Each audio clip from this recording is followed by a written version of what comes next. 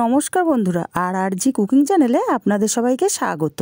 আজ নিয়ে হাজির হলাম কদমফুলি পিঠা রেসিপি নিয়ে। তো চলুন শুরু করা যাক। আমি গ্যাসে কড়াই বসিয়ে দিয়েছি আর গ্যাসটা আমার অন করা আছে। দিয়ে দিলাম নারকেল কোড়া আর দিয়ে দিচ্ছি আমি এখানে কিছুটা গুড়। গুড়টা পরিমাণ মতো দিতে হবে যাতে নারকেলটা ভালোভাবে আঠা আঠা মতো হয়।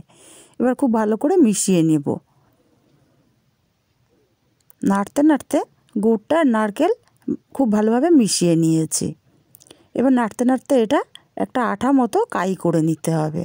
আমার কাইটা রেডি হয়ে গেছে, দেখুন কড়া থেকে ছেড়ে আসছে, বেশ আঠা আঠা হয়েছে। আমি নামিয়ে নেব। এবার আমি নামিয়ে থালার মধ্যে নিয়ে নিয়েছি। আর এটা খুব বেশি ঠান্ডা করা যাবে না, হালকা গরম থাকতে থাকতে আমি ছোট ছোট নাড়ুর মতো করে নেব। এরকম ছোট ছোট আমি নাড়ু তৈরি করে নিচ্ছি।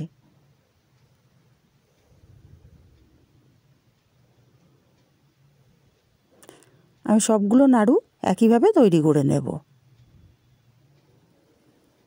এবার আমি গ্যাসে কড়াই বসিয়ে দিয়েছি, নিয়ে নিয়েছি একটা বাটি। এই বাটির মাপে আমি 1.5 বাটি চালের গুঁড়ো নেব আর 1.5 বাটি জল দিয়ে দেব।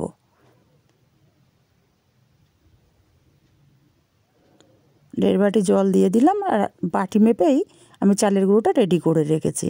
দিয়ে দিলাম লবণ। লবণটা ভালো করে মিশিয়ে জলটা ফুটিয়ে নেব।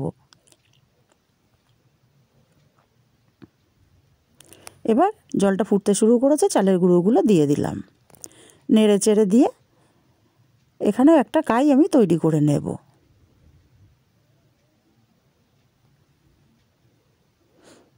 ভালো করে মিশিয়ে নিয়েছি, গ্যাসটা আমার অফ করা। এবার ঢাকা দিয়ে দেব 5 মিনিটের জন্য। 5 মিনিট পরে ঢাকাটা খুলে নিচ্ছি। এটা নামিয়ে নেব থালার মধ্যে। থালার মধ্যে নামিয়ে নিলাম। এবার গরম থাকাকালীন এটা ভালো করে মেখে নিতে হবে। ঠান্ডা হলে এটা শক্ত হয়ে যাবে, তাই খুব ভালো করে এটা মাখতে হবে যাতে একটা সফট ডো আমাদের তৈরি হয়ে যায়। আমি খুব ভালো করে মাখিয়ে নিলাম। আর এইখানে আমি বাসমতি চাল আধা ঘন্টা ভিজিয়ে রেখেছিলাম জলে। ভিজিয়ে রেখে আমি জল ঝরিয়ে নিয়ে এবার এই ডো থেকে আমি অল্প অল্প করে অংশ নেব আর পিঠেগুলো তৈরি করব। তার আগে প্লেট একটা রেডি করে নিলাম। অল্প করে নিয়ে হাতে ঘুরিয়ে নেব গোল বলের মতো করে। এবার আমি হাতে চেপে চেপে বাটির মতো শেপ দিয়ে নেব। বাটির মতো আমি একটা শেপ দিয়ে নিলাম। এবার এর মধ্যে একটা করে নাড়ু দিয়ে দেব। মাঝখানটায় দিয়ে দিলাম। এবার ভালো করে এটা মুখটা সিল করে নেব।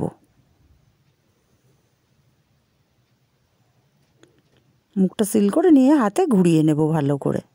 দেখুন তৈরি হয়ে গেল। এখন এই ভেজানো চালের মধ্যে আমি এটা কোট করব। আর চালটা কিন্তু আমি সম্পূর্ণ জল ঝরিয়ে একদম শুকনো করে নিইনি, হালকা জল আছে চালটার মধ্যে, তাই জন্যে গায়ে ভালোভাবে লেগে যাবে পিঠেটার গায়ে। খুব ভালো করে কোট করে নিতে হবে চেপে চেপে। দেখুন আপনারা আমার হাত দেখে বুঝতে পারছেন হাতটা কিন্তু ভেজা। একটা আমার রেডি হয়ে গেল। আমি এটা সরিয়ে রাখবো। আমি আরও একটা করে আপনাদেরকে দেখিয়ে দিচ্ছি। আমি আবারও অল্প একটু নিয়ে নিচ্ছি। সাইজটা যে যার পছন্দ মতো করতে পারেন। আমি খুব বড় সাইজের করছি না, অল্প একটু নিয়ে হাতে বাটির মতো শেপ দিয়ে নিচ্ছি। একটা নাড়ু মাঝখানে দিয়ে দিলাম। মুখটা সিল করে নেব।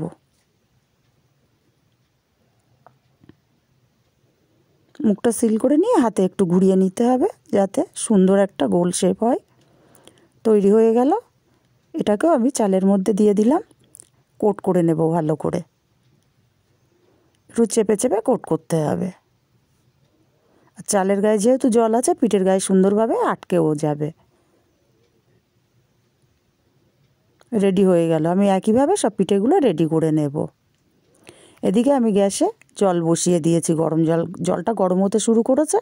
একটা ছিদ্রযুক্ত থালা নিয়েছি আর থালাটার গায়ে আমি তেল মাখিয়ে দিয়েছিলাম। এখন এক এক করে পিঠেগুলো আমি দিয়ে দেব। আর পিঠেগুলো দেওয়ার সময় একটু ফাঁকা ফাঁকা করে দিতে হবে, না হলে যখন চালগুলো ফুলে যাবে একটার গায়ে একটা জড়িয়ে যাবে। 5 মিনিটের জন্য ঢাকা দিয়ে দিলাম। 5 মিনিট পরে আমি ঢাকাটা খুলে নেব।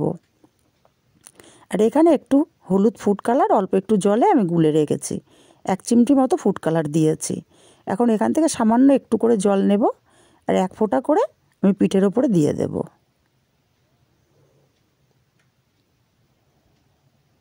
দেখেই বুঝতে পারছেন আমি 1 ফোঁটা করে দিয়ে দিচ্ছি। আমি আবারও ঢাকা দিয়ে দেব 10 মিনিটের জন্য। 10 মিনিট পরে ঢাকাটা খুলে নিলাম, আর আমার পিঠেগুলো কিন্তু একদম রেডি।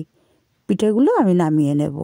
তো বন্ধুরা, আমার রেসিপিগুলো যদি ভালো লেগে থাকে আপনাদের, অবশ্যই আমার চ্যানেলটি সাবস্ক্রাইব করে আমার পাশে থাকবেন, আমাকে সাপোর্ট করবেন, আর কাছের আত্মীয় স্বজন বন্ধুবান্ধবের কাছে শেয়ার করতে ভুলবেন না।